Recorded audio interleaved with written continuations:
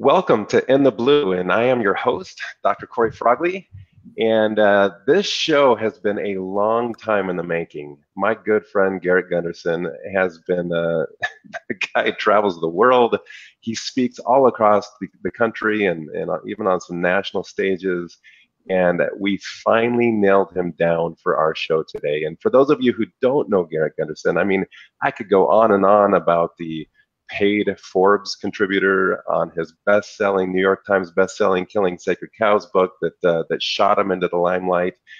But this is a guy that I have spent personal time with. I've been one of his many chiropractors because I know he has several.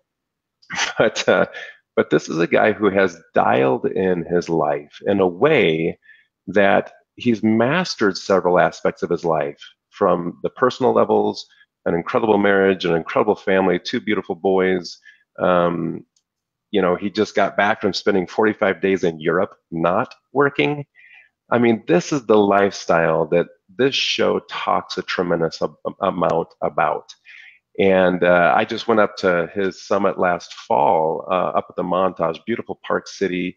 He had an unbelievable audience there where they taught a workshop, several-day workshop, on these fundamental keys that people were paying $1,500 to attend.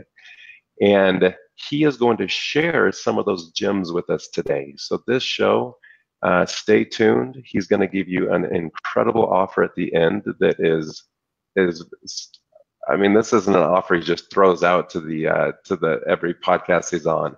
So listen through this. Garrett, thanks for being with us. And again, making the time work with your crazy, crazy schedule. Yeah, my team sent me a message of what we're offering. I was like, oh, I don't actually think we podcast. Tosh is pretty good about wiggling stuff out of our guests. Just told what we're doing. I was like, hey, that's going to be a good one. So yeah, awesome, perfect. Well, let's dive into this, man. Give us a little bit about your background and why you've mastered this, the whole concept of not just money, but building a life worth living. I think that's probably the better title for this. Is people think that you're this money master. It's a lifestyle master, right? I believe we don't get a second chance to build the life we love and create a legacy that lasts. And I think that we live our legacy. We don't just leave our legacy behind. And so part of it was I married well because my wife was very instrumental in me not being a workaholic, because I was really just a workaholic in my 20s. And really integrating quality of life and lifestyle. And actually, in 2008, we met John and Missy Butcher with Lifebook when we attended, and we just saw them with their quality of life. They had, lived outside the country pretty much 6 months a year. They're always doing these date nights. They had an extraordinary relationship, even though they'd been married for maybe 20 years or something like that. So there's a lot of things that were instrumental in the development of this. But more than anything, it was I made financial mistakes early on in my life. I was very ambitious. I was very aggressive. And what happened because of that is rather than defend my poor choices, I actually said, what lessons could I learn? And why I decided to go on this path. Actually, way back when it started was in 2000 when the market started to decline, where I went every single month for 2 years and 2 months straight.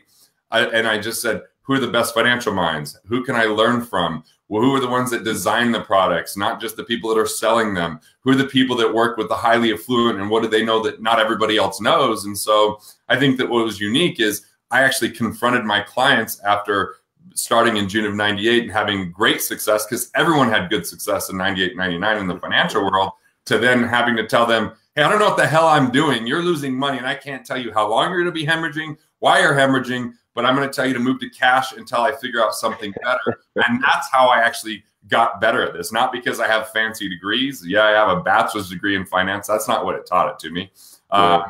It was more my commitment to just question and this infinite curiosity I have, and a fascination and somewhat of a photographic memory when it comes to finance. It's incredible. And bringing those pieces together, because we talk a lot to our audience about mastering the fundamentals, and there are some fundamental things that we have to have in our life in order to live the lifestyle. Right. So take us through that. Okay, I'll take you through it just kind of step by step. First and foremost, I think it's essential that we automate savings And instead of automating investing, we become deliberate with investing. So automate savings, become deliberate with our investing. And the way that you do that is the only time someone truly needs to budget on their personal finances is when they're spending more than they make.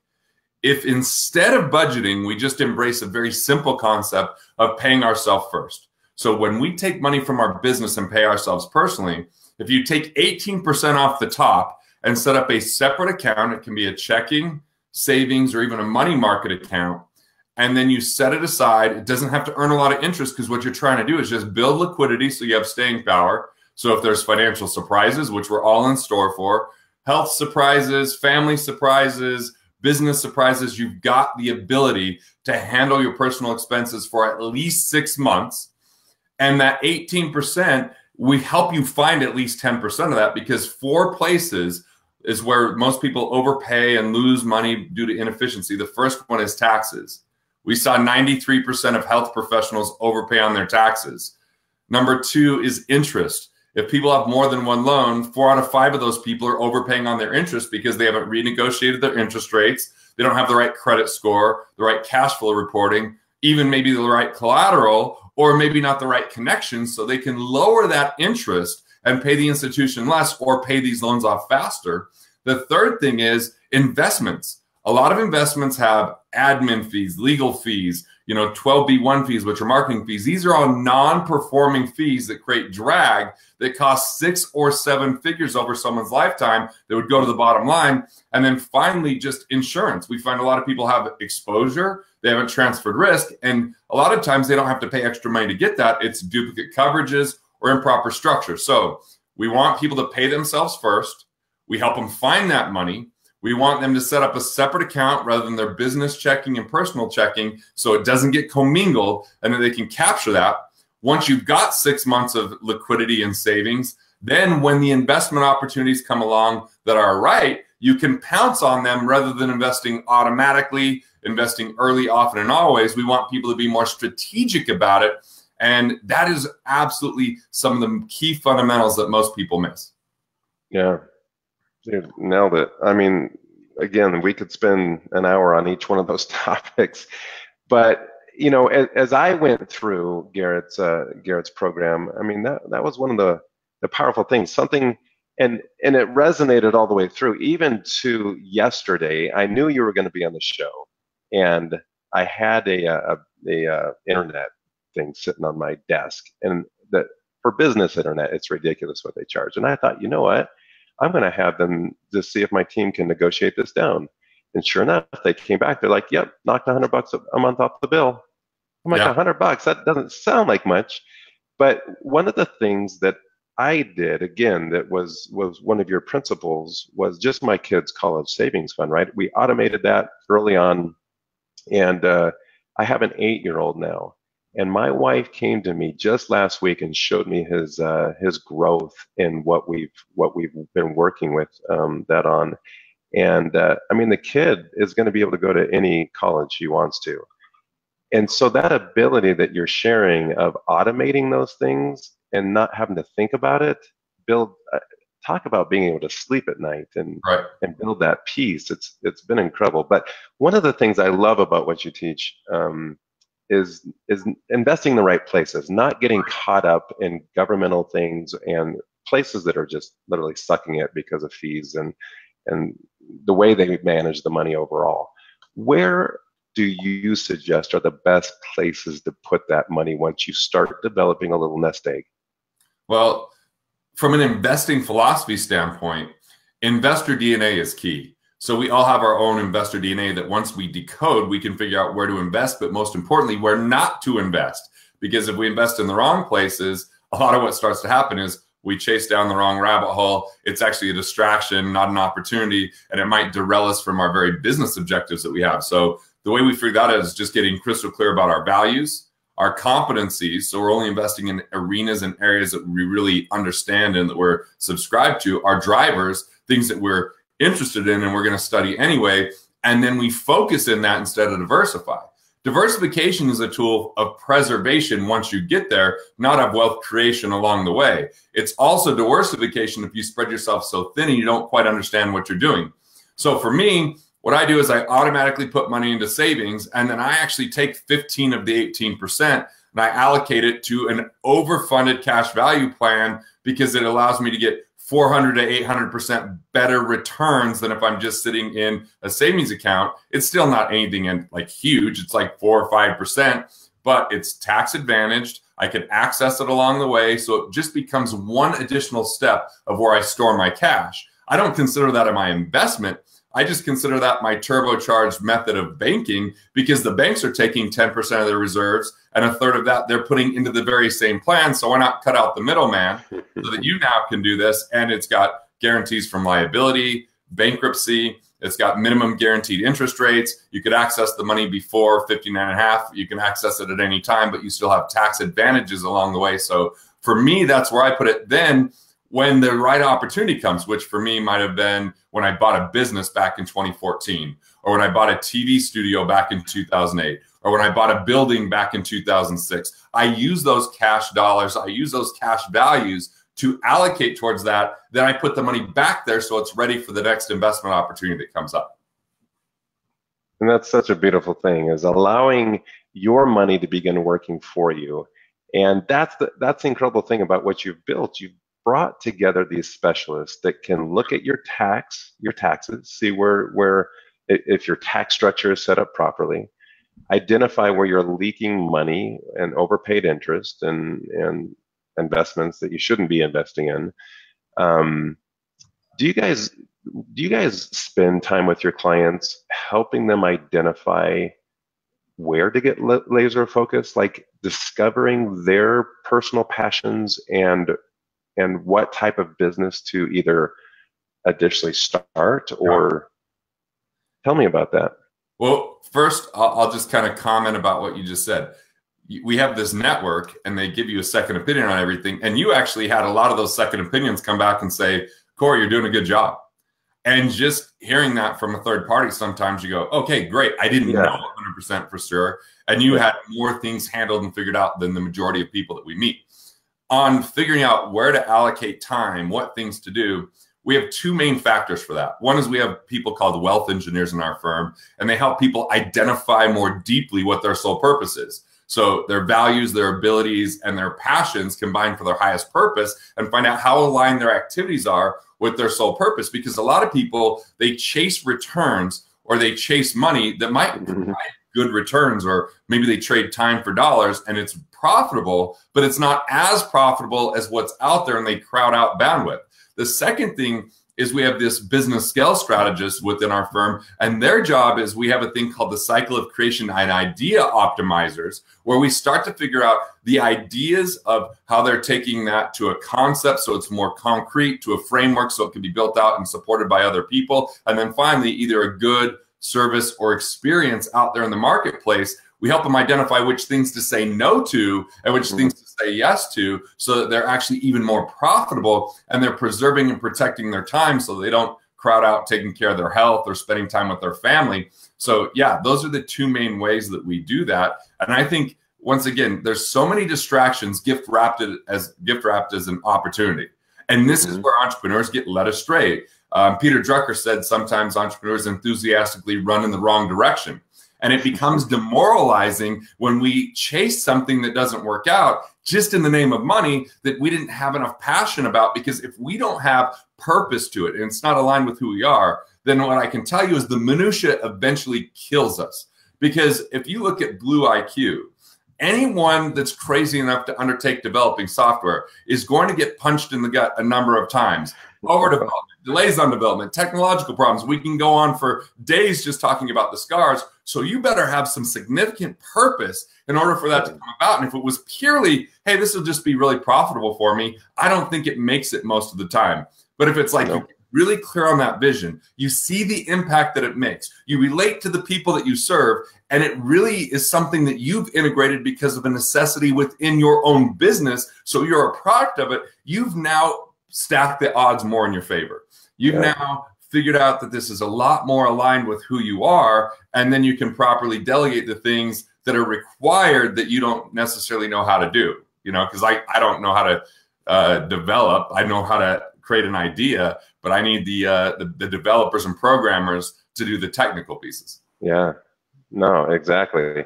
And the fact that your firm actually sits down with your clients and helps them focus that passion and identify what would be a profitable business out of that, I think is an incredible service. You don't find that very often. And man, we help them figure out what's a hobby too. Like some of the things people are passionate about are going to lead them to be broke. And so we say, cool, this is a great passion that could be a charity inside and a philanthropic purpose, or it could even be a hobby. Like for me, I'll give an example. Number one, I've been doing stand-up comedy. That's a hobby. That's just it's a passion. That's a hobby. It translates sometimes to me speaking and being a better communicator on a normally boring topic. The second thing is I like supporting young entrepreneurs. So we put courses in colleges. We've also now been contributing 1% of all of our revenues to support this entrepreneurial search and entrepreneurial programs that Southern Utah University is putting on, and even rural young entrepreneurs and just rural individuals being able to go to this Governor's Honors Academy, which I went to as a teenager. So those are passions of mine that aren't directly business, but I take a portion of what I do and put time in that. And then I'm still allocating the majority of my time to ways that are going to be extraordinarily profitable, allowing me to bring my vision to fruition, like 1 million entrepreneurs to economic independence, which requires money and profitability. So we got to be careful to not have our passions overwhelm our profits, instead have them support our profits. Yeah, easy to do. If especially as you kind of get burnt out, you turn to what you know and love, and that can be easy to do. Hey, Garrett, let me kind of pivot this a little bit, because again, this show goes fast, and I want our audience to get some meat and potatoes out of this. And let me just set this up for you.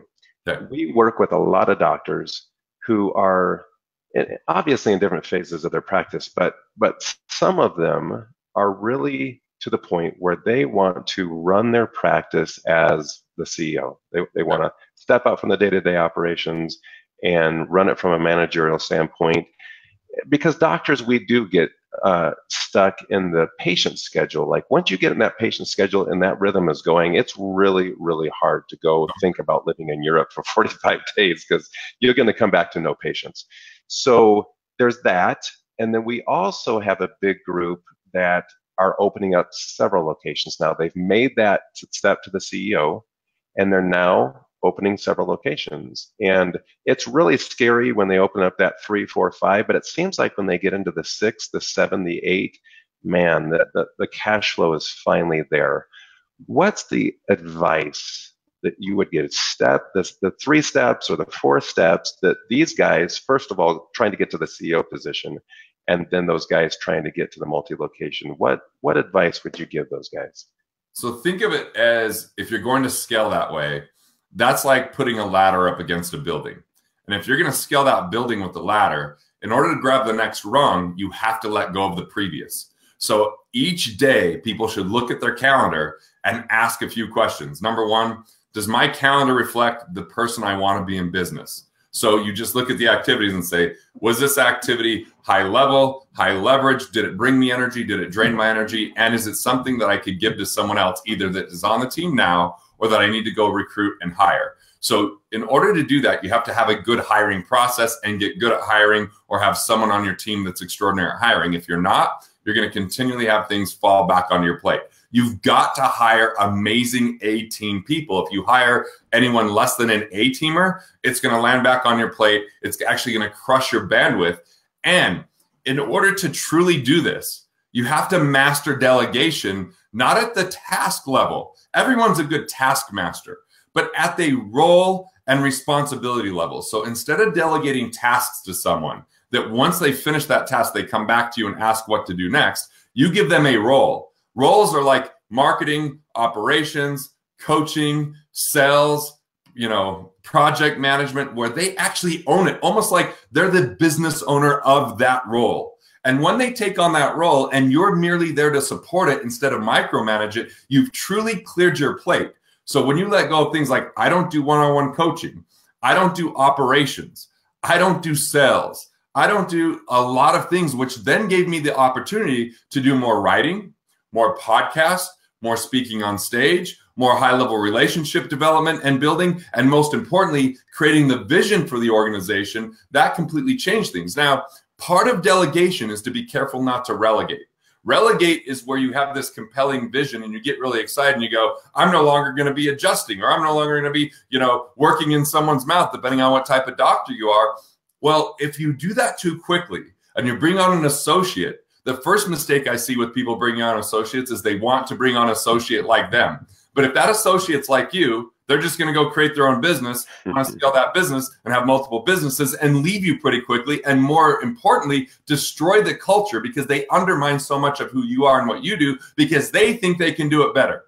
So you got to be really carefully selecting who these people are. But the second thing is when you're the one that people have been seeing and been working with, and all of a sudden you bring in a new person, if you just hand that off and disappear, you're going to have a fallout or a fall off. So what you do instead is you treat it like a relay race where you've got to properly hand the baton off, not throw it before you've gotten close to the person. So what I do is I say, hey, here's Dale Clark. He's my personal financial architect. He became economically independent in 362 days. I build Dale up in a massive way. I'm actually writing a book with him right now.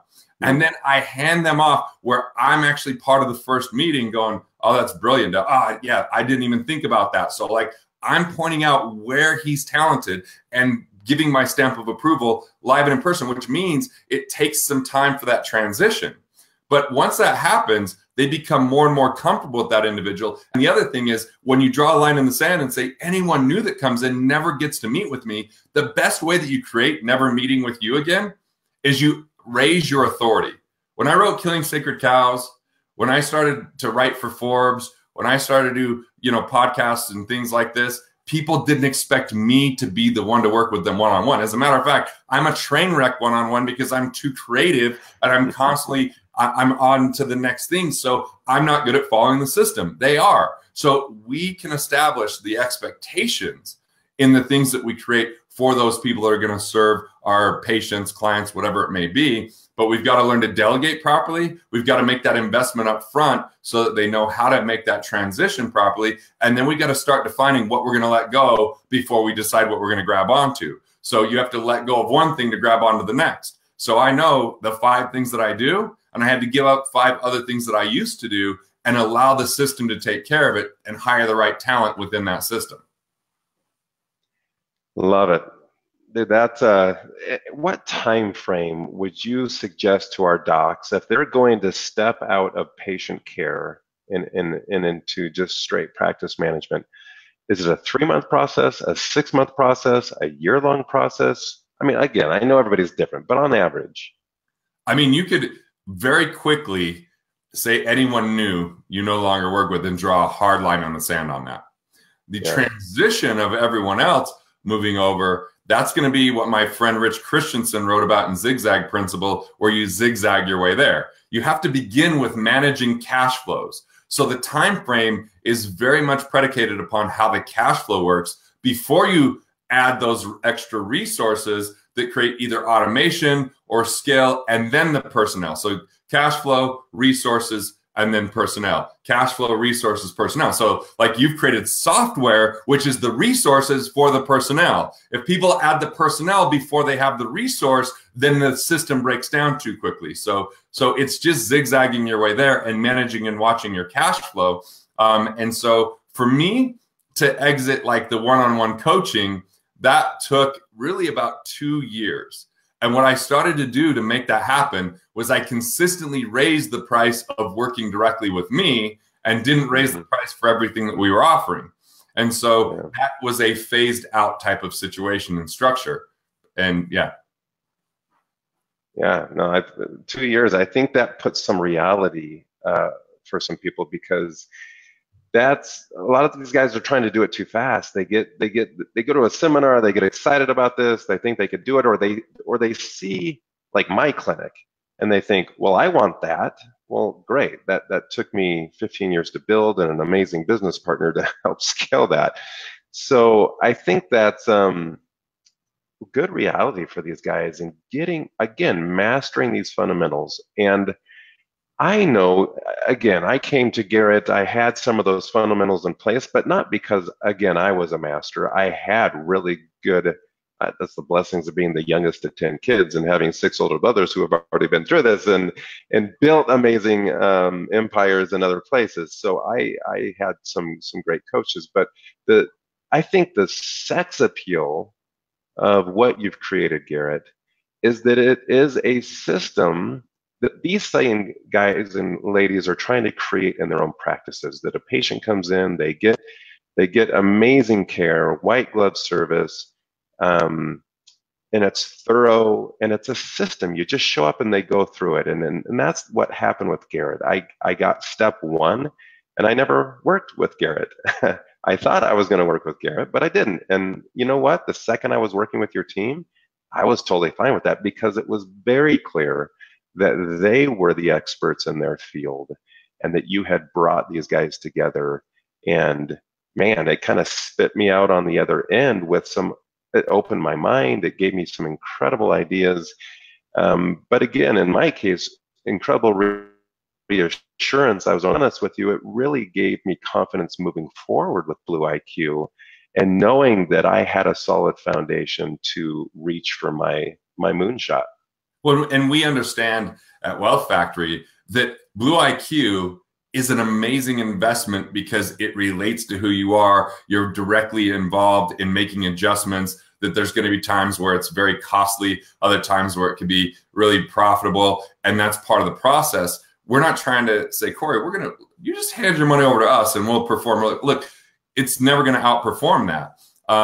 And you're not 100% guaranteed to succeed in it, but we saw that all the odds were stacked in your favor, the thinking process that you had, the ways that you were going about building things, the questions you were asking, and so we were all in on that and supporting that. And I think some financial firms, even if they want to be all in on that, they're not paid to be all in on that. And so there's this conflict and this internal strife that they feel. And that's part of the reason we're starting to train financial people to give them those outlets in a firm that they can actually collaborate with, so they don't just feel like they're got one option for people, even if it's not the right option. So, and what I've been super impressed with in the financial industry is people have been super responsive to that. As a matter of fact, 100% of the CPAs that have attended our workshop, and the reason they attend is because they're invited by one of their clients. This last workshop we had, the CPA was the woman's father, and he showed up in his 70s, and day one was kind of like reading the newspaper, not really engaged. He's going, I wish I knew about this earlier. I'm excited about this, and this is going to be good for her. So like they realize we're not the enemy. The enemy is misinformation, lack of structure that doesn't allow for full expression, and lack of coordination within a team. And as soon as they realize we're not trying to throw them under the bus, we're trying to do the things they don't want to do, it becomes a really collaborative effort. And so that's been kind of exciting and nice. But so I want to be careful when I mention anything about the financial profession. I'm talking about the system. There's wonderful individuals within that system, and some feel handcuffed. And so we're hoping to liberate them a bit. And it does. I tell you, my audience, I'm telling you right now, you will feel liberated. There's nothing more important than feeling that ownership of your own financial state, and you're in control. And that's what the Wealth Factory provides. So it breaks my heart. We're out of time, Garrett. This has been incredible. Again, I know getting you on the show, I just thank you for making the time. Tell us a little bit about Wealth Factory, how to get a hold of you. We're flashing on the screen now. We're going to put this in the things, the number 44222 to text that number, text independence to that number, and share with us what our audience is going to receive. For all you old school folks that go, wait, there's only 5 numbers there, it will work. You just put 44222, like that's the full, digits of the number, and then the word independence. And since 2014, we've been working on this. Late 2014, we started to say, what can we do to contribute to build a relationship and a bridge? Because we know that one-on-one, we're never going to achieve 1 million people to economic independence. We're working with 125 people a year in our flagship program. We can work with up to 500 people a year that aren't quite at the $1 million level and give them some one-on-one support. But that's only 625 people. If we look at that even over the next 100 years, we're not getting to 1 million entrepreneurs to economic independence. So That's why we started to build this sequence of what are the key resources and tools. And so when they text independence, it's those tools over a 7-month period of time. And over that 7 months will be anything from the books that I've written to actual workbooks of how they can become a better investor, how they can choose and select into the right ideas with their business, how they can save tax. Like, these are the kind of resources. And I'll admit, every 5th email you get, we're going to say, hey, would you like to engage with us further? And here's some additional resources if you want to invest in it. So candidly, we like to make a profit as well. And we feel like we can offer more if we get that level of engagement, because now we might be able to offer 1, 2, or 3 phone calls on one-on-one support, or have people attend like the summit that you talked about or one of our workshops. But even if they never do anything with us and they just utilize the resources,